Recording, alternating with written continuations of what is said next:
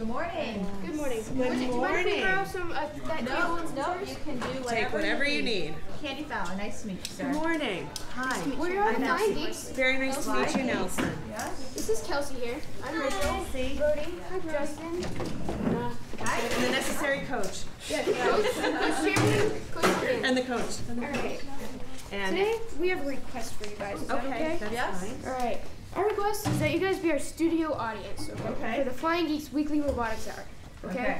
That's what we do. Now that means that you guys have to be a little bit involved here. Okay. Oh, we're more than happy to be involved. Okay. Enthusiasm, that's great. All right. So when Brody here walks by with his applause sign, Okay. you guys are gonna love got it. All right. Now this right here is our blue screen. This is what our well, actually that's our blue screen. This is what our viewers are gonna be able to see. Okay. You'll even get to see public service announcements and commercials. Okay.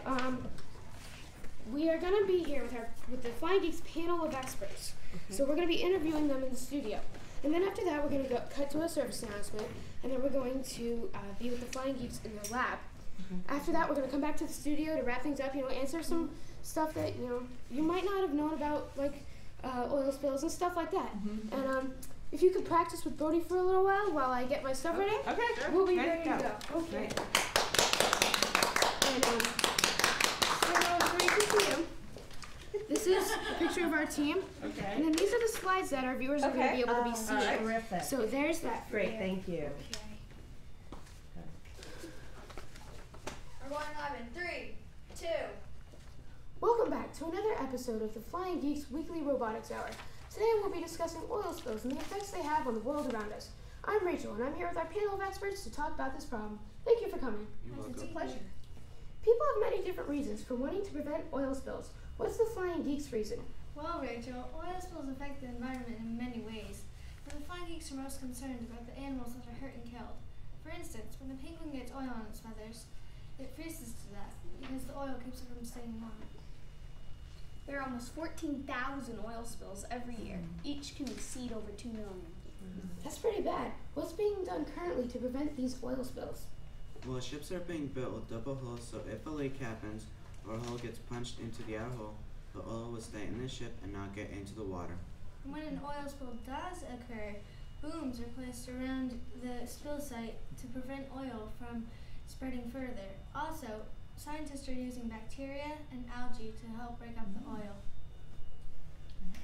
And on the St. Lawrence seaways, scare buoys are placed on the channel that can scare away 75% of the birds in a 3.5 mile radius, and they can scare away 85% in a 600 meter radius.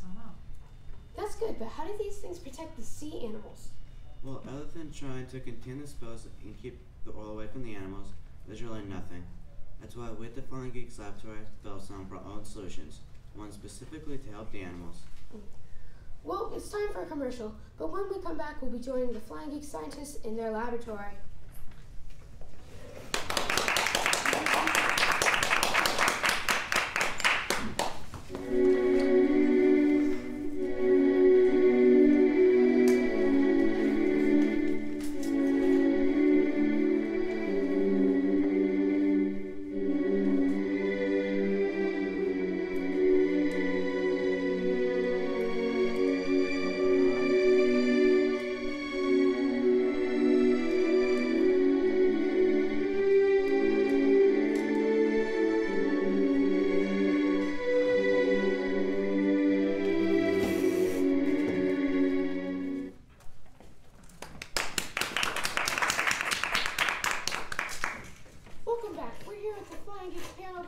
In their laboratory.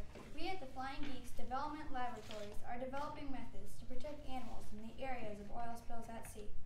Our research is looking at all areas of damage prevention. First, to prevent oil spills from happening in the first place, we fully support and recommend the work that is ongoing at the University of New Hampshire in creating side-sweeping sonar to map all waterways. As this technology advances, we expect ship captains will be able to see real-time images of the river-ocean floor, thus alerting them to potential groundings. We are working on lightweight booms that can be stored right on board oil tankers that can be immediately deployed like that. We We are looking also at using the technology similar to the scare buoys on our booms to scare away the birds and use sound in the range of 28 to 500 kilohertz to frighten away sea creatures. Our most promising solution for protecting the animals is a robotic predator fish. This robot can be programmed to swim under the immediately deploying booms and emit sonar sounds. These sounds will scare away any fish or birds near the oil spill. By using the predator fish with the booms, we will have the best chance of saving the animals. That's what we're doing at the laboratory. The Flying Geeks will be right back after this commercial message.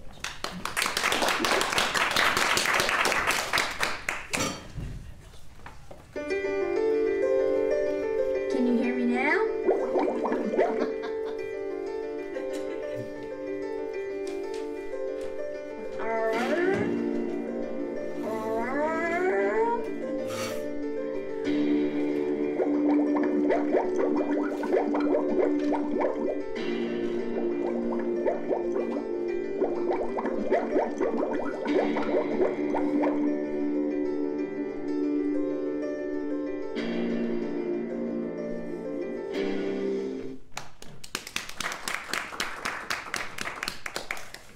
We're back for a few final words from our experts. Leslie, what information would you like to leave our audience with? Although our solutions may seem costly or expensive, but quickly pay off for themselves, since we don't have to pay for damage done through cleanup, what we waste through cleanup, and also the losses to the economy through tourism and fishing. Justin, how about you? Well, it is very important that we try to prevent as many oil spills as possible, but no matter how hard you try, accidents still happen. But the faster and better we can contain them, the less impact it will have on our beaches and wildlife. Kelsey?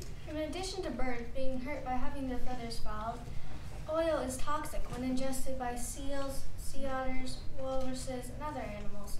We're going to help keep these animals away from the spill zones as much as possible so we can save their lives. Birdie? Well, we're hoping that by developing and deploying the robotic predator fish as a marine version of a scarecrow, we will be successful in keeping animals, fish, and birds away from the oil spill.